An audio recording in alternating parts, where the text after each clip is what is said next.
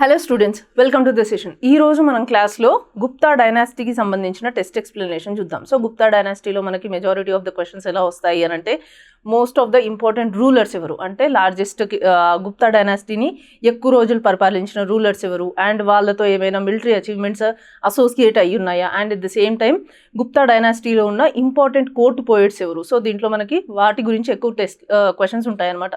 So వాటన్నిటి గురించిన test explanation ఈరోజు చూద్దాం. Question number 1. Who among the following composed the Prayaga Prashasti of Samudragupta? సముద్రగుప్తుని యొక్క ప్రయాగ ప్రశస్తిని రచించింది ఎవరు అంటున్నారు. సో ప్రయాగ ప్రశస్తిని మనం ఇంకొక పేరుతో కూడా పిలవచ్చు. ఏంటి అది? అలహాబాద్ ఇన్స్క్రిప్షన్ లేదా అలహాబాద్ ప్రశస్తి అని కూడా పిలవచ్చు అనమాట. ఓకేనా? సో ఈ ప్రయాగ ప్రశస్తిని ఈ కింద పేర్కొన్న వాళ్ళలో ఎవరు రచించారు అని అడుగుతున్నారు. అండ్ ఈ ప్రయాగ ప్రశస్తిలో అసలు ఏముంది అనేది మనకి క్వశ్చన్ అనమాట. మనకు ఆప్షన్స్లో ఏమిచ్చారు? చాంద్ బర్దయ్, హరిసేనుడు, విశాఖదత్త అండ్ కాళిదాస. సో ఈ ప్రయాగ ప్రశస్తిని రచించింది ఎవరు అనంటే ఆప్షన్ 2లో ఉన్న హరిసేనుడు అనమాట. హరిసేనుడు సముద్రగుప్తుడి దగ్గర కోర్టు పోయిట్గా చేసేవాడు అనమాట. అండ్ ఈయన ఎవరైతే ఉన్నారో ఈ ప్రయాగ ప్రశస్తిలో ఆయన సముద్రగుప్తుడి యొక్క మిలిటరీ అచీవ్మెంట్స్ గురించి, పొలిటికల్ అలయన్సెస్ గురించి దాంట్లో మెయిన్గా మెన్షన్ చేయడం జరిగిందనమాట. సో ఓవరాల్గా సముద్రగుప్తుడి యొక్క అచీవ్మెంట్స్ గురించి ఆయనని పొగుడుతూ హరిసేనుడు ప్రయాగ ప్రశస్తిని రచించడం జరిగింది. ఓకే, మిగతా ఆప్షన్స్లో మనకు ఎవరున్నారు? చాంద్ బర్దయ్, విశాఖదత్తుడు మరియు కాళిదాసు. కాళిదాసు ఈ గుప్తా డైనాసిటీలో ఎవరైతే నవరత్నాస్ ఉన్నారో అందులో ఒకడు. ఈయన గురించి మళ్ళీ లేటర్ క్వశ్చన్స్లో మనం చూద్దాం. ఇంకెవరున్నారు? చాంద్ బర్దయ్ మరియు విశాఖదత్తుడు. చాంద్ బర్దయ్ పృథ్వీరాజ్ చౌహాన్ డైనాసిటీలో ఉండేవాడు అనమాట. ఓకే, సో ఈయన పృథ్వీరాజ్ రాసో అనేదాన్ని రచించడం జరిగింది. అండ్ విశాఖదత్తుడు ముద్ర రాక్షసాన్ని రచించాడు. ముద్ర రాక్షసం. ఓకే, సో ఇక్కడ మనకి ప్రయాగ ప్రశస్తి గురించి అడుగుతున్నారు. ప్రయాగ ప్రశస్తిని ఎవరు రాశారు అంటే హరిసేనుడు రాశాడు. ఆయన ఎవరి టైం లైన్లో ఉన్నారు గుప్తా డైనాసిటీలో అంటే ఆయన సముద్రగుప్తుడి టైం లైన్లో ఆయన కోర్టు పోయిట్గా చేశారు. అండ్ ఆయన రాసిన ప్రయాగ ప్రశస్తిలో ఏమేమి ఉంది అని అంటే సముద్రగుప్తుడి యొక్క achievements, military achievements, political achievements అన్నిటి గురించి నీట్గా కంపైల్ చేసి ఆయన రాయడం జరిగింది. ఓకేనా? క్వశ్చన్ నెంబర్ 1కి correct answer 2. Next question number 2. What was the significance of the port of Tamralipti during the Gupta period? Gupta సామ్రాజ్య కాలంలో తామ్రలిప్తి ఓడరేవు యొక్క ప్రాముఖ్యత ఏమిటి అని అడుగుతున్నారు. సో అసలు ఈ తామ్రలిప్తి ఎక్కడుంది అని అంటే ప్రజెంట్ డే వెస్ట్ బెంగాల్ దగ్గర ఈ తామ్రలిప్తి అనేది అయితే ఉందన్నమాట. సో ఈ తామ్రలిప్తి పోర్ట్ ఏదైతే ఉందో దాని యొక్క సిగ్నిఫికెన్స్ ఏంటి అనేది మనకి క్వశ్చన్. ఆప్షన్స్ చూసుకున్నట్టయితే ఆప్షన్ 1లో ఏముంది మనకి? It served as a military training ground for the Gupta navy. ఇది గుప్తా నౌకాదళానికి సైనిక శిక్షణ కేంద్రంగా పనిచేసింది అంటున్నారు. సెకండ్ ఆప్షన్లో ఏముంది?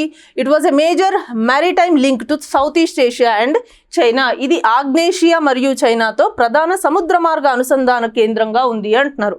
ఆప్షన్ 3లో ఏమిచ్చారు?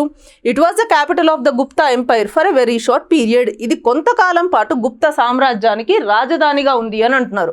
ఆప్షన్ 4లో ఏముంది? It was a primary hub for the trade with Roman merchants in the west. ఇది పశ్చిమ దేశాల రోమన్ వర్తకులతో వాణిజ్యానికి ప్రధాన కేంద్రంగా ఉంది అని అడుగుతున్నారు. సో మనకి తామ్రలిప్తి పోర్ట్ ఏదైతే ఉందో దాని యొక్క ఇంపార్టెన్స్, దాని సిగ్నిఫికెన్స్ ఏంటి అని అంటే అది ఒక మేజర్ మ్యారిటైమ్ లింక్ లాగా పనిచేసింది అనమాట. అంటే ఈ గుప్త సామ్రాజ్యం వాళ్ళు ఆగ్నేషియా మరియు చైనాతో వాణిజ్యం చేసుకునేటప్పుడు ఈ తామ్రలిప్తి పోర్ట్ ద్వారానే చేసేవాళ్ళు. ఓకేనా? ఇది దాని యొక్క ఇంపార్టెన్స్. అండ్ మిగతా ఆప్షన్స్లో ఏమున్నాయి? అది ఎప్పుడు తామ్రలిప్తి పోర్ట్ ఓన్లీ ట్రేడింగ్ పర్పసెస్కి మాత్రమే యూజ్ చేశారు, కానీ మిలిటరీ ట్రైనింగ్ పర్పసెస్కి దాన్ని ఎప్పుడు యూజ్ చేయలేదు. అండ్ అది గుప్తా ఎంపైర్కి క్యాపిటల్ లాగా ఎప్పుడు కూడా లేదు. అండ్ ఫోర్త్ వన్లో ఏముంది? రోమన్ మర్చెంట్స్తో ట్రేడ్ చేయడానికి ఇది ప్రైమరీ హబ్గా ఉండేది అని అంటున్నారు. సో తామ్రలిప్తి పోర్ట్ అనేది మనకి ఈస్ట్లో ఉంది, మరి వెస్ట్ వాళ్ళతో ఇది మనం ఎలాగూ ట్రేడింగ్ చేయలేము. అండ్ రోమన్ మర్చెంట్స్తో ట్రేడింగ్ చేయడానికి ఎక్కువగా బరూచ్, గుజరాత్లో ఉన్న బారుకచ్చా అని చెప్పి పిలుస్తారు కదా, ఆ పోర్టుని ఎక్కువగా వాడేవాళ్ళు అనమాట. ఓకేనా? సో సెకండ్ క్వశ్చన్కి correct answer is option 2. Next question number 3. Match the following Gupta rulers with their respective chief queens. కింది గుప్త పాలకులను వారి ప్రధాన రాణులతో సరిగా జతపరచండి అనేది మనకి క్వశ్చన్ అనమాట. సో మనకి మెజారిటీ ఆఫ్ ద డైనాసిటీస్లో ఏమవుతుంది అని అంటే కింగ్స్ ఎంత ఇంపార్టెంటో వాళ్ళ యొక్క క్వీన్స్ కూడా అంతే ఇంపార్టెంట్. ఎందుకంటే వాళ్ళు ఆ రాజ్యం అడ్మినిస్ట్రేషన్లో కావచ్చు, సొసైటీలో కావచ్చు ఒక ఇంపార్టెంట్ రోల్ ప్లే చేసి ఉంటారు ఒక వన్ ఆఫ్ ద పాయింట్లో. సో ఇక్కడ మనకి గుప్తా డైనాసిటీ యొక్క కింగ్స్ గురించి ఇచ్చారు, వాళ్ళ క్వీన్స్ ఎవరు అని చెప్పేసి మనకి క్వశ్చన్. ఇక్కడ ఆప్షన్స్లో ఏమిచ్చారు? చంద్రగుప్త 1, సముద్రగుప్త, చంద్రగుప్త 2 మరియు కుమారగుప్త 1. ఇక్కడ మొదటి చంద్రగుప్తుడి యొక్క వైఫ్ ఎవరు అని చూసుకుంటే కరెక్ట్ ఆన్సర్ వచ్చేసి కుమారదేవి. సో కుమారదేవి ఎవరైతే ఉన్నారో ఆవిడ లిచ్చవి ప్రిన్సెస్ అనమాట.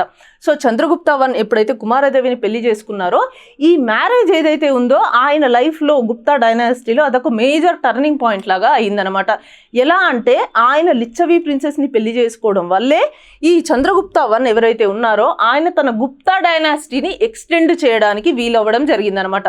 సో అలా ఈవిడ ఒక మేజర్ రోల్ ప్లే చేయడం జరిగింది, ఆర్ వీళ్ళిద్దరి మ్యారేజ్ ఒక టర్నింగ్ పాయింట్ లాగా ఉండిందనమాట గుప్తా డైనాసిటీలో. ఓకే, నెక్స్ట్ సముద్రగుప్తుడి వైఫ్ ఎవరు? దత్తాదేవి. నెక్స్ట్ చంద్రగుప్త 2 వైఫ్ వచ్చేసి ధ్రువదేవి అండ్ కుమారగుప్త వైఫ్ వచ్చేసి మహాదేవి అనమాట. సో మనకి ఇక్కడ కరెక్ట్ ఆప్షన్ ఏది అని అంటే A2, B1, C4, D3. Option 1 అనేది మనకి కరెక్ట్ ఆన్సర్ అనమాట. Okay, next question number 4. During which empire did the famous physician Dhanvantari live? ప్రసిద్ధ వైద్యుడు ధన్వంతరి ఏ సామ్రాజ్య కాలంలో జీవించారు అని అడుగుతున్నారు. సో ధన్వంతరి ఎవరి టైం లైన్లో ఉన్నారు అనేది మనకి ఇక్కడ క్వశ్చన్ అనమాట. మనకి కింద ఏ డైనాసిటీస్ ఏ ఎంపైర్స్ ఇచ్చారు? Option 1 Gupta empire, option 2 Maurya empire, option 3 Magadha empire and option 4 Kalinga empire. So మనకి ధన్వంతరి గుప్తా ఎంపైర్కి చెందినవాడు అనమాట. సో గుప్తా ఎంపైర్లో 9 జెమ్స్ నవరత్నాలు ఉన్నారు కదా. సో ఈ నవరత్నాలలో ఒకడైన వాడే ఈ ధన్వంతరి. ఈయన ఒక సుప్రసిద్ధ వైద్యుడు అనమాట. సో గుప్తా ఎంపైర్లో వైద్యులు మాత్రమే కాదు, మ్యాథమెటిషియన్స్ ఉన్నారు, సైన్స్కి రిలేటెడ్ అయిన వాళ్ళు ఉన్నారు అండ్ ఇలా వైద్యులు కూడా ఉన్నారనమాట. సో ఈ మ్యాథ్స్, సైన్స్ అండ్ అదర్ ఏవైతే టెక్నాలజీస్ ఉన్నాయో అవన్నీ అడ్వాన్స్ అయ్యింది ఈ గుప్తా ఎంపైర్ టైం లైన్లోనే. ఓకేనా? సో క్వశ్చన్ నెంబర్ 4కి కరెక్ట్ ఆన్సర్ ఏది? ధన్వంతరి ఎవరి టైం లైన్ పీరియడ్లో ఉన్నారు అని అంటే కరెక్ట్ ఆన్సర్ ఇస్ గుప్త సామ్రాజ్యం. Next question number 5. Arrange the administrative divisions of the Gupta period in the correct descending order from largest to the smallest. Gupta కాలం నాటి పరిపాలనా విభాగాలను అవరోహణ క్రమంలో అంటే పెద్దదాని నుంచి చిన్నదాని వరకు సరిగ్గా అమర్చండి అనేది మనకి క్వశ్చన్ అనమాట. అంటే డిసెండింగ్ ఆర్డర్లో అడుగుతున్నారు. అడ్మినిస్ట్రేటివ్ యూనిట్స్ అనేది ప్రతి డైనాసిటీలో ఉంటాయి.